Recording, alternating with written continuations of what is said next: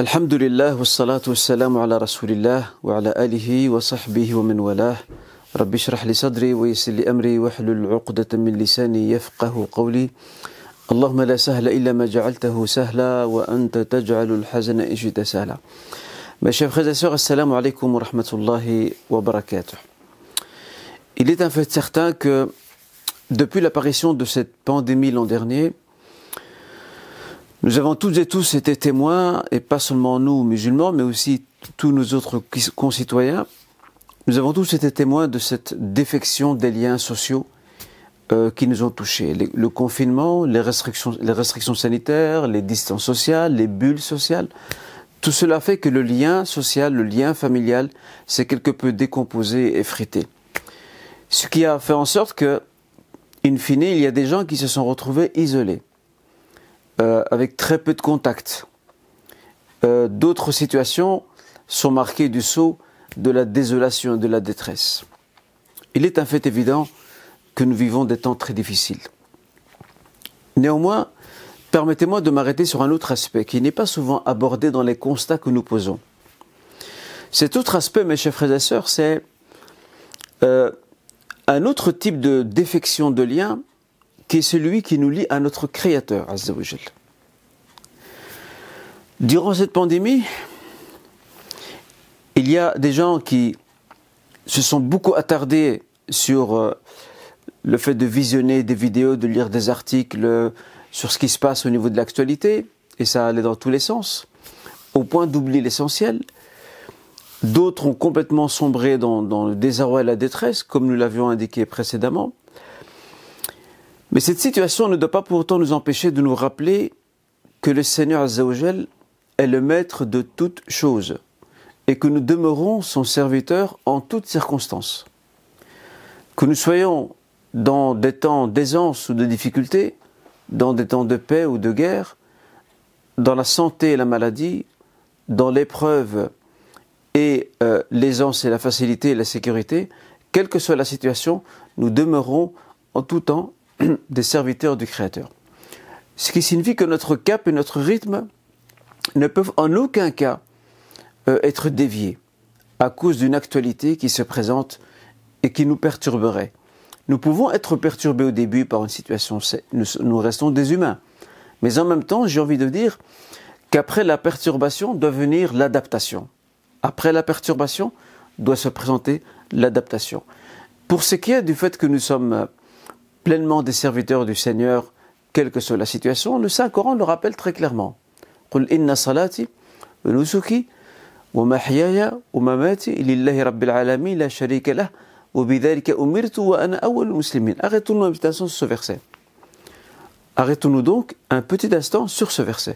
قُلْ إِنَّ صَلَاتِي, dis-leur au Muhammad, ma prière, وَنُسُكِي, mes offrandes, وَمَحْيَايَ, ma vie, وَمَمَاتِي, ma mort, لِلَّهِ رَبِّ الْعَالَمِينَ, appartiennent à Dieu, le Seigneur des mondes.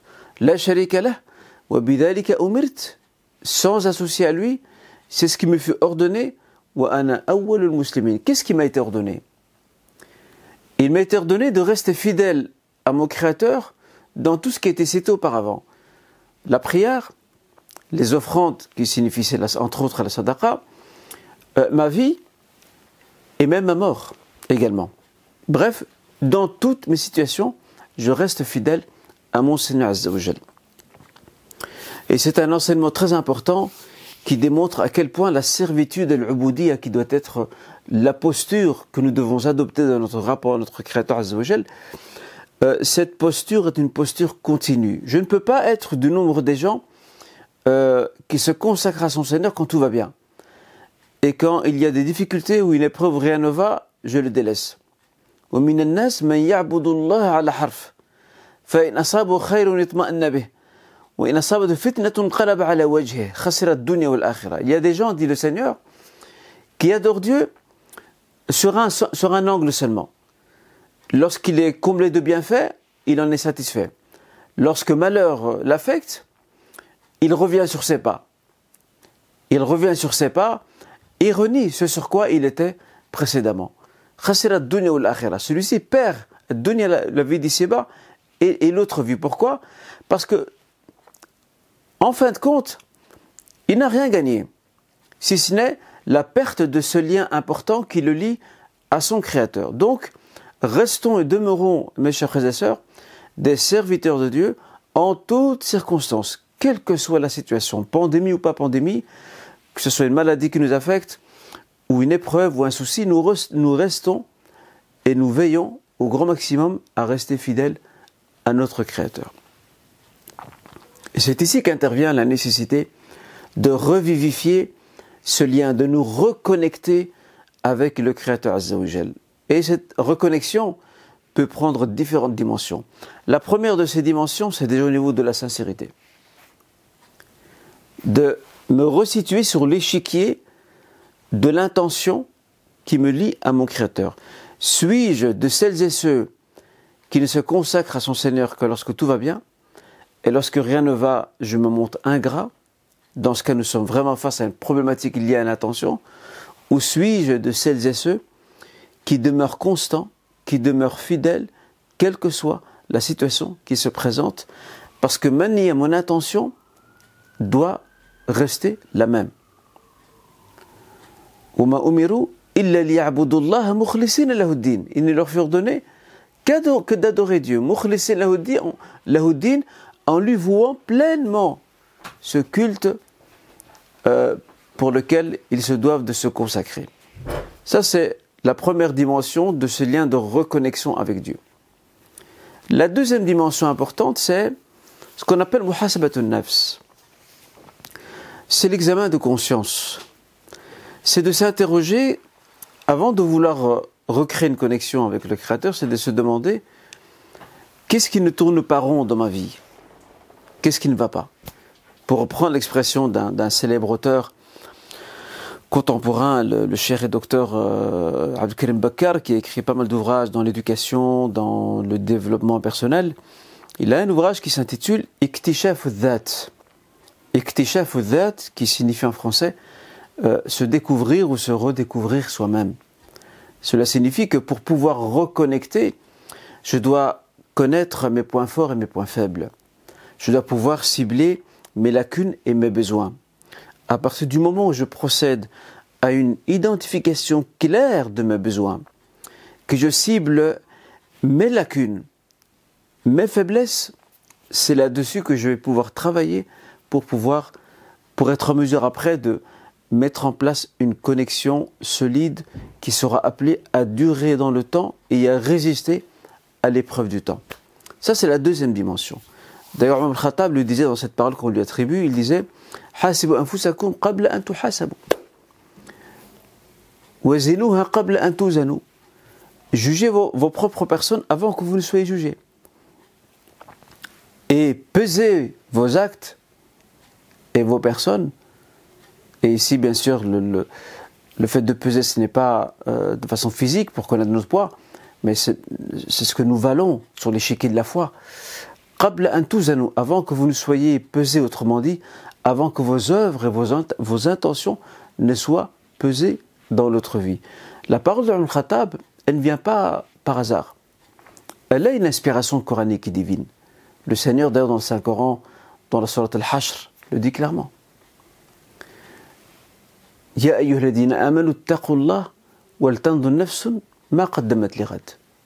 Ô vous les croyants, craignez votre Seigneur, et chacun wal tanzur nafsun ma qaddamat lighad. Et chacun voit ce qu'elle a préparé et qu'elle examine ce qu'elle a préparé pour demain, pour le jour de la rencontre. Mais je ne peux pas examiner ce que j'ai préparé pour l'autre vie si je n'ai pas identifié ce qui me manque, si je n'ai pas ciblé les points faibles et mes manquements et mes lacunes et ce dont j'ai réellement besoin pour pouvoir mener à bien ce voyage qui me conduira, Inch'Allah, vers le Seigneur dans notre vie. Donc on voit clairement que la parole de Omar Khattab a une source coranique et ça c'est intéressant pour nous. Dans un autre verset aussi,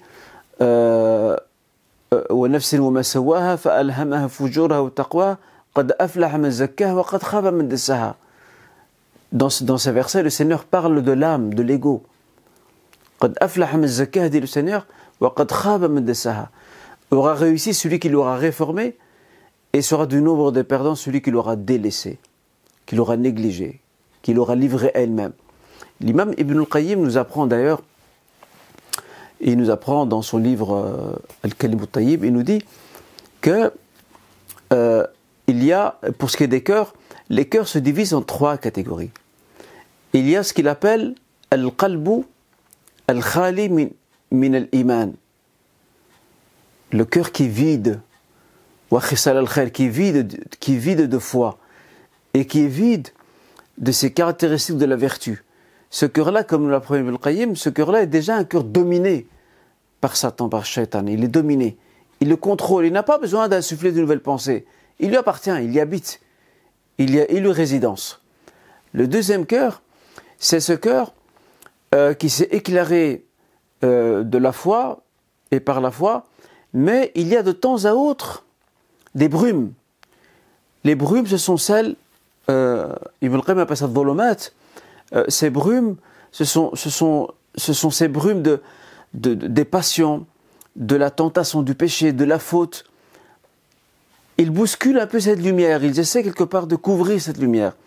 Et tantôt cette lumière réussit à couvrir tout le champ de ses rayons, tantôt elle est perturbée par les tentations donc de l'homme, du croyant, qui se laisse aller à ses faiblesses.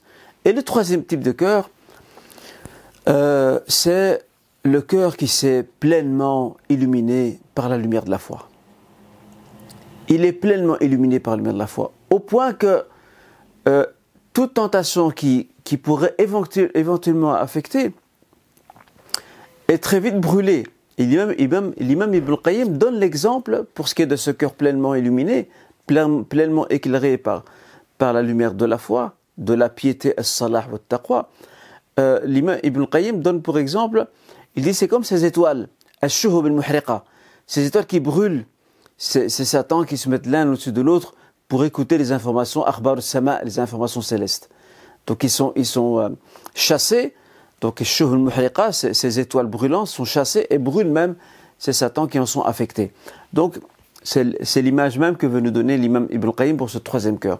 Mais pour arriver à ce troisième cœur, si nous sommes dans le cas du deuxième cœur, espérons ne pas être dans le premier c'est celui qui est vide de foi, qui n'a plus aucun lien avec la foi, que Dieu nous en préserve. Beaucoup d'entre nous sont peut-être dans le deuxième. Nous sommes peut-être dans le deuxième, qui est celui de ce cœur qui est habité par la foi, qui est habité par ses vertus et ses qualités de la piété, de la vertu. Mais il y a encore de temps en temps des petites tentations par-ci, par-là, des oublis, un laisser-aller, une négligence qui peuvent perturber, on va dire, l'ambiance sereine de ce cœur en certains moments. Après, il faut pouvoir aspirer à cet autre cœur qui est celui pleinement habité par la foi. Le Coran Karim donne un qualificatif à ce cœur-là. Il l'appelle Al-Qalbu Salim.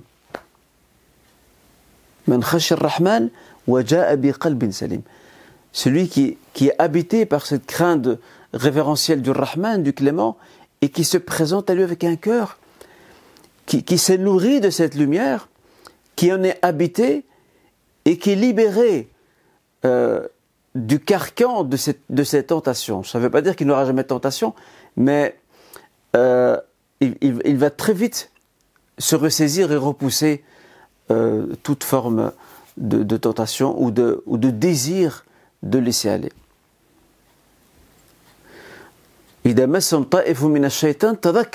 Comme dit le Seigneur, lorsqu'ils sont juste effleurés par une tentation satanique, ils se rappellent, ils se ressaisissent. C'est exactement ça, ce fameux cœur saint, ce cœur habité par cette pleine lumière qui l'éclaire à énergie abondante, et nous espérons qu'Allah Azza wa Jal puisse nous donner accès à ce dernier stade. Maintenant, l'autre cœur qui est juste avant, celui qui a la lumière, mais qui en même temps, cette lumière, il y a de temps à autre ou souvent des brumes qui viennent et qui obstruent le passage de la lumière qui doit s'étendre sur tout le cœur. C'est un peu cette mauvaise connexion. C'est comme si vous étiez dans un endroit où il y a une mauvaise connexion, vous essayez de composer votre numéro, vous lancez l'appel, mais soit ça passe pas, ou ça passe, mais l'appel est perturbé parce que vous n'entendez pas bien votre interlocuteur. C'est la même chose. Nous, ce que nous voulons, c'est une pleine connexion. Et cette pleine connexion qui nous amène à un cœur apaisé, al-qalb al-mutma'in, est tout à fait possible. Ceci nous amène à la troisième dimension. La troisième dimension, c'est de poser des actes. De poser des actes concrets, Inch'Allah, qui vont nous aider à pouvoir alimenter la connexion. Parce que la connexion, elle ne vient pas par elle-même. Elle ne tombe pas du ciel. Ce n'est pas un matin, on se lève et puis nous avons enfin une connexion divine. La connexion, elle a besoin que nous puissions nous l'enclencher. Le prophète disait, sallam, dans ce hadith dans lequel il s'adressait à Ibn Abbas, il lui disait « Ta'arraf ila Allah fi ar-rakha ya'rifka fi shidda » Apprends à connaître ton Seigneur dans les moments d'aisance, il te reconnaîtra dans les moments difficiles. Donc cela signifie que nous devons enclencher le processus de connexion. Je ne peux pas rester dans mon coin et lever mes mains et invoquer le Seigneur Rabbi Hdini et je ne fais aucun effort. Ça n'a aucun sens. Il faut pouvoir enclencher le processus. Et voici donc certaines actions qui peuvent être très utiles. Et en plus, maintenant que nous sommes dans le mois de Ramadan, ces actions gagnent davantage en éclat et en valeur. Et faisons de ce mois de Ramadan, Inch'Allah, qu'Allah Azza nous accorde la réussite dans celui-ci, faisons de ce mois un tremplin de reconnexion et Inch'Allah de réussite. Parce que, mes chers frères et sœurs, le plus important pour le croyant, c'est le falah. C'est la réussite. Et cette réussite, ce n'est pas aujourd'hui qu'on en reçoit le certificat. La réception du certificat de réussite, Shahadatul Falah, c'est dans notre vie. Mais beaucoup de gens vont le regretter. Beaucoup de gens vont le regretter de ne pas avoir fait suffisamment. Beaucoup de gens vont regretter de s'être laissé aller par la dunya, par la vie d'ici-bas, par le travail, par les enfants, par les activités à gauche, à droite, au point d'en oublier l'essentiel. Ne soyons pas, comme disait Ibn Taymiyyah, et aussi Abdul Qadir Jilani avant lui, ce maître de la spiritualité musulmane, il dit ne soyons pas à l'image de cette bougie qui éclaire autrui, mais se consume elle-même. Une bougie éclaire, mais en même temps elle fond. Donc ne soyons pas cette bougie qui éclaire autrui, mais qui se consume elle-même. Donc je me préoccupe des autres, mais je m'oublie moi-même. Et ça c'est un peu dommage. Et le Seigneur d'ailleurs émet un avertissement par rapport à ça. ولا تكونوا كالذين نسوا أنفسهم ولا تكونوا كالذين نسوا الله فأنساهم أنفسهم ولا تكونوا كالذين نسوا الله فأنساهم أنفسهم. Ne soyez pas du nombre de celles et ceux qui ont oublié Dieu et Dieu fait en sorte qu'ils vont finir par oublier leur propre personne. Parce que nous n'avons de réussite, mes chers frères et sœurs, que par cette connexion. C'est là que réside, Inch'Allah, notre paix, notre succès et notre réussite. Bi'idnillah. Alors, permettez-moi de partager avec vous quelques actions qui sont très faciles à faire, qui ne sont pas difficiles. Il faut juste leur consacrer un tout petit peu de temps, pas plus. Et j'aime la réponse prophétique donnée à Mu'adh ibn Jabal. Lorsque ce compagnon est venu, et regardez la question, la question est conséquente, mais la réponse prophétique est d'une simplicité phénoménale. Mu'adh ibn Jabal dit au prophète sallam, Ya Rasulallah sallam, rapporté par Tirmidhi, Dullani ala amalin yuqarribuni min al-jannah wa yuba'iduni min al-nar. Indique-moi une œuvre qui me rapprochera du paradis et m'éloignera de l'enfer. Regardez la réponse du prophète sallam. Sa réponse, croyez-moi mes chers frères et sœurs, elle est phénoménale. Il dira à Mu'adh ibn Jabal, لقد سألت عن عظيم. لقد سألت عن عظيم. Tu as posé une question au sujet d'une chose qui est grandiose, عظيم. وإنه لا يسير على من يسر الله عليه. Mais en réalité, l'affaire est simple. L'affaire est simple pour celui à qui Dieu a accordé la facilité. Donc tout ça pour vous dire, mes chers frères et sœurs, que ce que je vais vous proposer comme action, elles sont très faciles à faire. Elles sont très simples. Elles ne demandent pas beaucoup d'énergie et beaucoup d'efforts. Il faut juste leur trouver un peu de temps, pas plus que ça. Et le temps, nous pouvons en trouver, à la condition que nous puissions quelque peu bien nous organiser. Alors, quelle est cette première action? La première de ces actions, c'est de travailler et de nourrir en soi le rappel divin. Dhikrullah. N'est-il pas possible, chers frères, chères sœurs, de trouver un moment, soit tout le matin, ou un peu avant le Maghrib, ou en début d'après-midi, par exemple, pour celles et ceux qui sont fortement occupés durant la journée, un petit moment où on se déconnecte. En fait, on se déconnecte de la vie pour se connecter pour ce qui est essentiel. Et là, combien de temps? 10 minutes? Un quart d'heure? Je travaille sur des formules simples de rappel. J'essaie de me mettre dans une posture de méditation. Et pourquoi pas fermer les yeux. Et laisser le cœur et la langue travailler. Astaghfirullah. 100 fois par exemple. Alhamdulillah. 100 fois. La ilaha illallah. 100 fois. Allahu Akbar. 100 fois. Subhanallah bihamdi, subhanallah adim. 100 fois. Subhanallah bihamdi. 100 fois. Il y a multitude ou une multitude de formules de dhikr comme la hawla wa la quwwata illa billah, la ilaha illallah wahdahu la sharika lah, lahul mulk wa lahul hamd wa huwa ala kulli shay'in qadir, et bien d'autres. Eh bien, chaque jour, je peux essayer de diversifier sur 10-15 minutes. Et voilà, je me détache de tout. Je me détache de tout et j'essaie de m'enfermer dans mon soi, dans mon intérieur profond, pour ne rester qu'avec le Seigneur, pas plus. Et là, beaucoup de nos frères et sœurs vont comprendre à ce moment-là, et beaucoup d'entre nous comprendront à cet instant le sens profond de la parole divine. الذين آمنوا وتطمئن قلوبهم بذكر الله ألا بذكر الله تطمئن القلوب. Ceux qui ont cru et dont leur cœur s'apaise par le rappel de Dieu. N'est-ce pas par le rappel de Dieu que le cœur s'apaise? Là, on trouve un apaisement. On trouve une paix intérieure. On se sent tranquille. On se sent proche du Seigneur.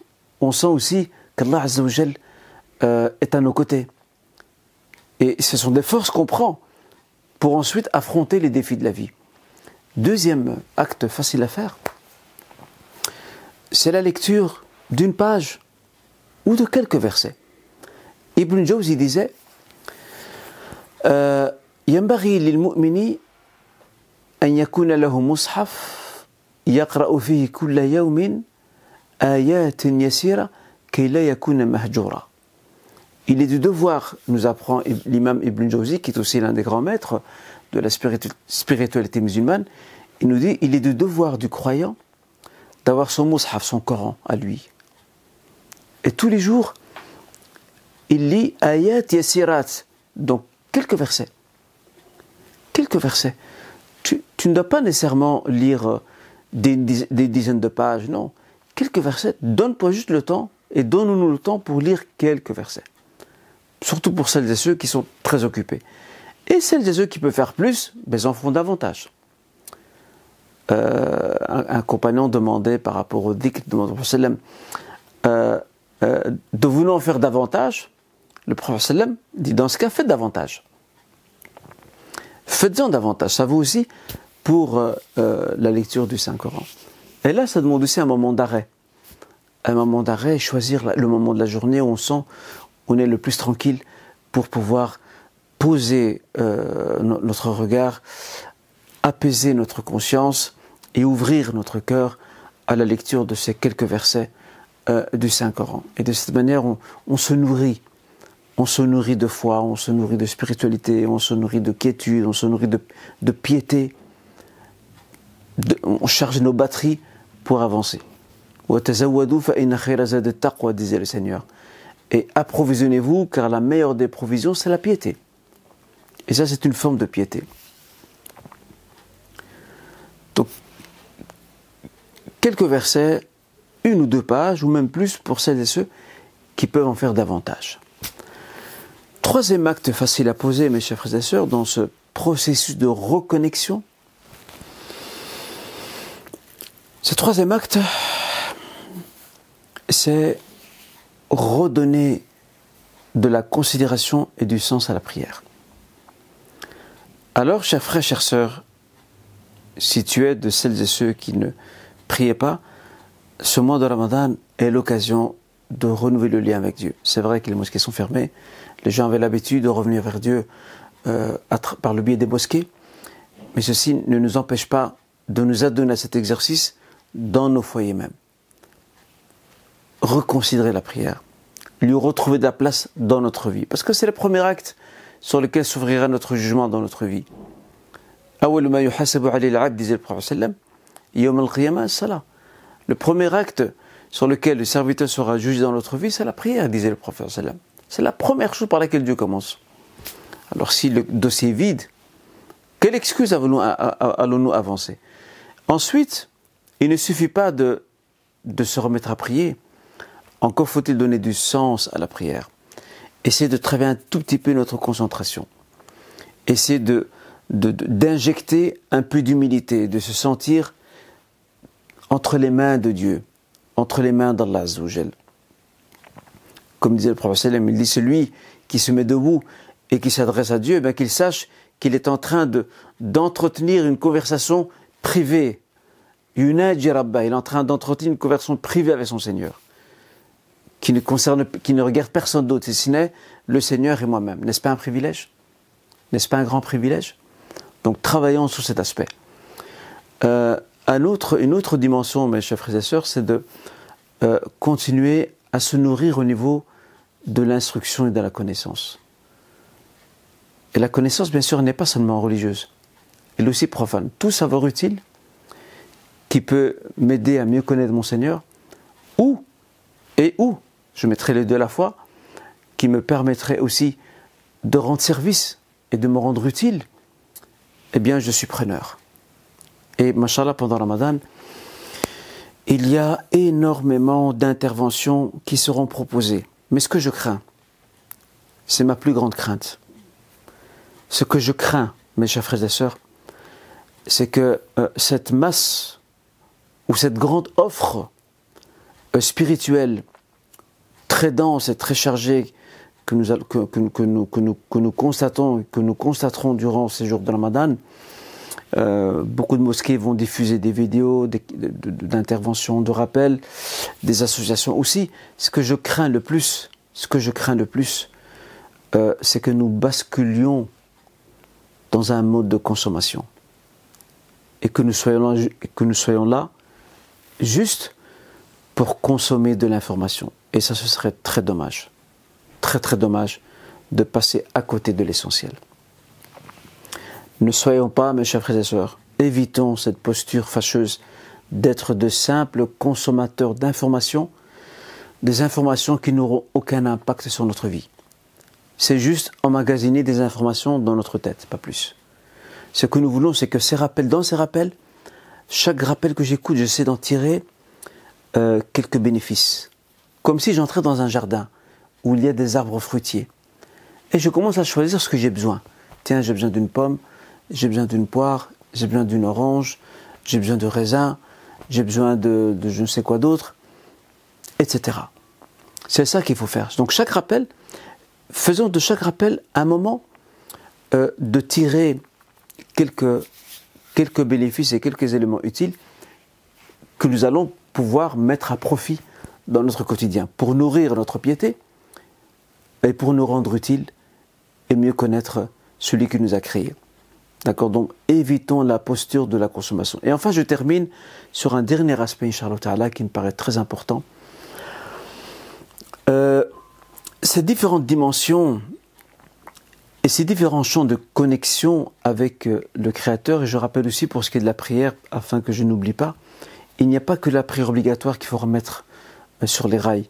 Il y a aussi ce qu'on appelle les nawafil, les prières surérogatoires. Et nous savons très bien, comme nous l'apprend le Seigneur dans ce hadith Qudsi, que Dieu ne cesse de se rapprocher, que le serviteur, ne cesse de se rapprocher de son Créateur par les nawafil, par ces actes recommandés, entre autres ceux qui accompagnent la prière, sans que le Seigneur Azza wa Jal ne lui manifeste son amour. Alors pour gagner l'amour divin, mahabbatullah, nous devons multiplier ces actes, nous devons nourrir nos prières obligatoires par des prières recommandées an-nawafil. Essayons de renouer avec ces habitudes-là.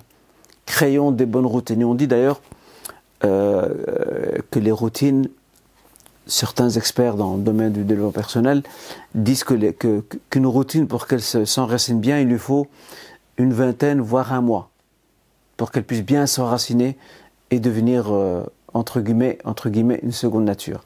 Mais ça, c'est sans penser et c'est sans perdre de vue la nécessité de la volonté. Parce que s'il n'y a pas de volonté, il n'y a pas de routine appréciée, agréée. Je peux très bien mettre en place une routine d'un mois et après, je peux continuer quelques semaines après le mois de Ramadan et puis je commence petit à petit à perdre le fil et à perdre la pédale et à perdre le rythme. Or, c'est là qu'intervient notre dernier champ de connexion très important, c'est le mujahada. Faire des efforts sur soi et d'inscrire nos efforts, coûte que coûte, sur la voie de la continuité.